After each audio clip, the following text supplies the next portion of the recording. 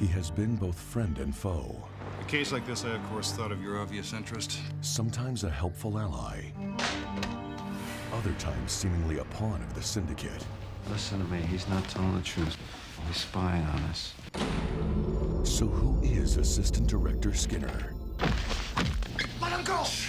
I'm his boss, and hers. He's trying to do the right thing. He's a decent man, but he's in a corrupt world. Scully. You're a liar. I have people coming up to me going, are you a good guy or a bad guy? And I'm like going, well, to me, it's obvious. In Biogenesis, Assistant Director Skinner steps out from behind his desk in a desperate attempt to save Mulder's life. But where do his allegiances really lie? Hey, what's going on here? Agent Foley, what the hell do you think you're doing? What are you doing, sir, with this?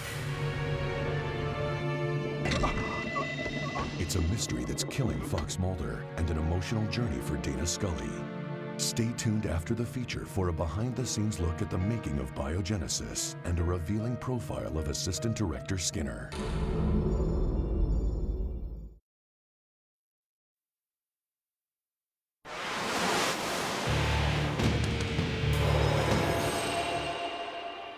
Is there a plan, a purpose, or reason to our existence? Will the mystery be revealed? This truck here, that's the right, it's not giving me enough backlight. So In these episodes, there are a lot of mystical aspects. These are things that you normally see Mulder dealing with. let's put fire right here and right there. We get some nice low uplight coming on it. You see the threat Skinner faces from Krychek, and Skinner speaks of the threat. He's pretty much controlled by Krychek and this nanotechnology that he's been infected with. Jim, they need to cross much closer to camera, and Scully and Sandoz need to break frame much closer also. This man, Solomon McMallen, is dead. His body is missing. There's someone else on this case you're not telling me. Assistant Director Skinner, he cares tremendously about both Mulder and Scully. And I think he believes, even though it doesn't seem so, he believes a lot in what they're doing. Mulder, what more could you possibly hope to find? My sister. The search for extraterrestrial life, in a lot of ways, is the same as the search for God. You're trying to find meaning in the universe, higher power. This was the most explicit attempt we've ever made to try and say, what if aliens are God?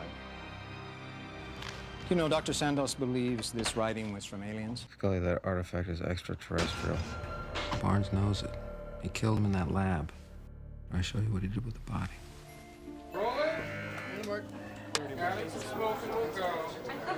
Only on the X-Files would they ask me to design a body that's stuffed into a trash compactor. Scully, you packing any latex? What do you have in mind? How much time you got? That's been sensitive of you, Mulder. That's funny. When David opens up the trash compactor, I had to have flies fly in front of the frame. It's something that people don't realize. Somebody does that. You're on the fly unit. 1 out of every 3 films has a live bug in it. In fact, I see one right over there.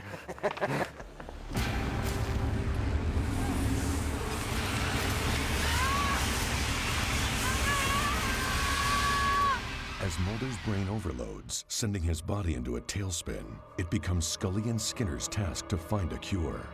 For Scully, that means an amazing tour of the mystical world, starting in a Navajo healing tent and ending up on the Ivory Coast of Africa. I will take you.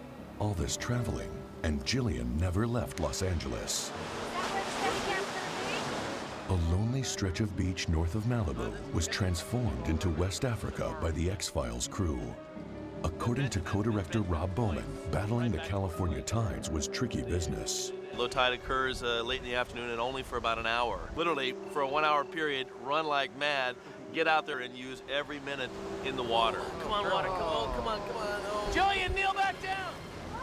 Putting Scully in Africa, and here she is investigating a spaceship, which is the last thing you'd ever expect Agent Scully to have to be doing, the skeptic. With Scully in Africa, this episode really gave Skinner the chance to step up and be the hero. The responsibility fell to him alone to try to find a way to save Mulder's life.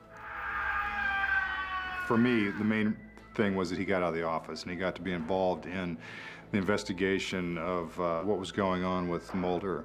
You going to inject him? No. You are. Mitch brings so much to the role. He has so much humanity and reality. He made that part, and he made us keep bringing him back and giving him more and more to do. And people just love him. Skinner. Sir, did you send me this book? Excuse me? He's still the company man. He's still the bureaucrat. He's still the man who has to maintain certain aspects of his job, and it's tearing him in two different directions. Agent Scully, I asked you not to involve me in this. You still don't know with this character, and with any character on this show, you don't know. Chris Carter knows, but I don't think the rest of us really have any idea what direction or where we may end up. Begs the question, doesn't it? I mean, in my mind, it's like, I want him to be their ally, I want him to help them, you know? But then again, sometimes I think, well, God, wouldn't it be interesting if he was cigarette-smoking man's stepbrother or something like that? But then again, ultimately, I want Skinner to be a good guy.